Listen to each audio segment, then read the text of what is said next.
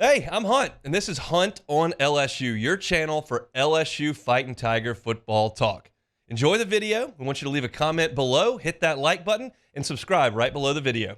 Enjoy. If you were listening at the top of the show, I talked about Oklahoma's offense and what the statistics just told me raw. No film, no highlights, no explanations, just raw numbers. What did it say about the offense? And it was a lot of bad.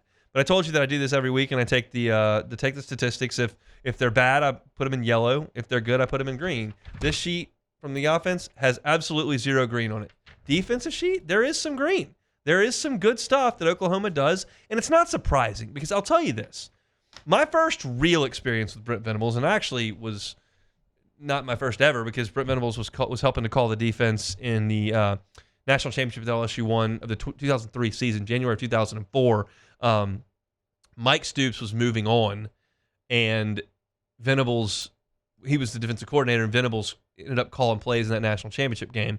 And so that was actually my first time watching LSU play against him, but I don't remember much about that other than Justin Vincent breaking a long touchdown run. Wasn't really, as a sophomore in high school, breaking down the schematics of how things were going. But a little older and wiser when LSU played Clemson in January of 2020 when Venables was defensive coordinator there for Dabo Swinney. And you could very much tell that was as exotic a defense as LSU had played to that point. Now, they were in bad field position the whole first quarter, and that helped Clemson to try to slow LSU down. And once LSU kind of figured some things out, but there was just a lot of guys coming to the line of scrimmage and then dropping back, a lot of delayed blitzes, a lot of exotic blitzes that were bringing a lot of folks from one side.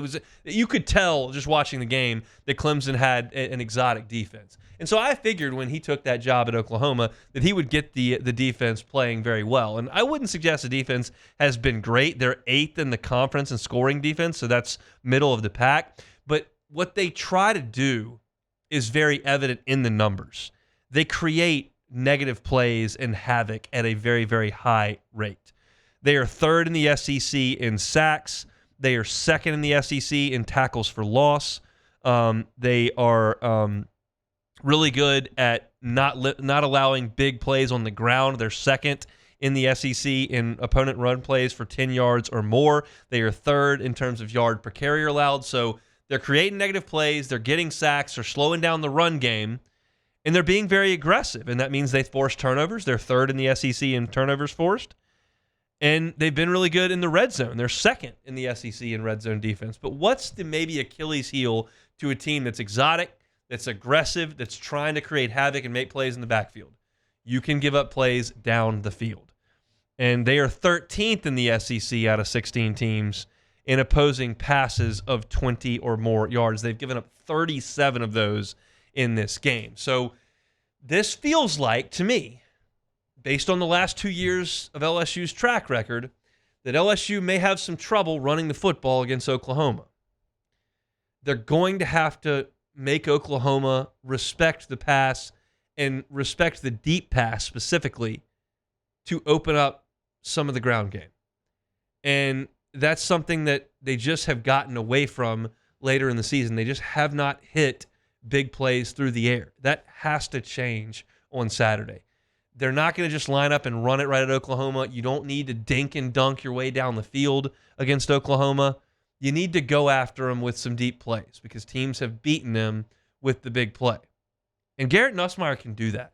He really can. I tend to think, and this is without, poring over hours of film, but I think that Nussmeier has got the ability to hit the deep ball that maybe LSU's wide receivers this year just aren't as good at getting open for it.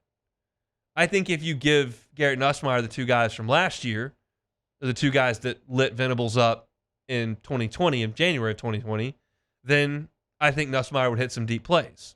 But I think you've got a group right now of wideouts that is better 8 yards from the line of scrimmage, making plays in the screen game, than they are hitting the deep ball. And we thought that Chris Hilton might come in and alleviate some of that, and that just hasn't happened necessarily. Hilton did make a catch on Saturday, but they haven't been able to blow the top off of a defense with Chris Hilton. That's something that LSU needs to try to do. Because I do trust LSU's offensive line to pass guys off and communicate against an exotic blitzing defense. That should be the strength for LSU. And if that fails, LSU's offense will fail. It failed against Texas A&M, and it failed to an extent against Alabama. So while that's the strength of Oklahoma, I think LSU can offset that. They then need to attack the weakness of Oklahoma, the big play. That's a big picture game plan, in my estimation, for Joe Sloan, for Garrett Nussmeier, for LSU in this game coming up on Saturday. They're probably not going to have to score 35 points to win this game. So it doesn't have to be an all-night type deal. You don't have to beat them in the way that Ole Miss beat you last year. But you're going to have to create some big plays, and you're probably going to have to score 24, 27 points to win the game. Oklahoma, incidentally, this year, averages allowing 20 points per game. As I mentioned, that's 8th in the SEC. So those are some stats. I'll have some key matchups to look up tomorrow on LouisianaSports.net, and we'll get to some of those on the show tomorrow as well. Hey, thanks for watching Hunt on LSU. Before you get out of here, do us a couple of favors. Hit that like button, leave your comments below, and subscribe to the channel for all your Fighting Tiger football talk. See you next time.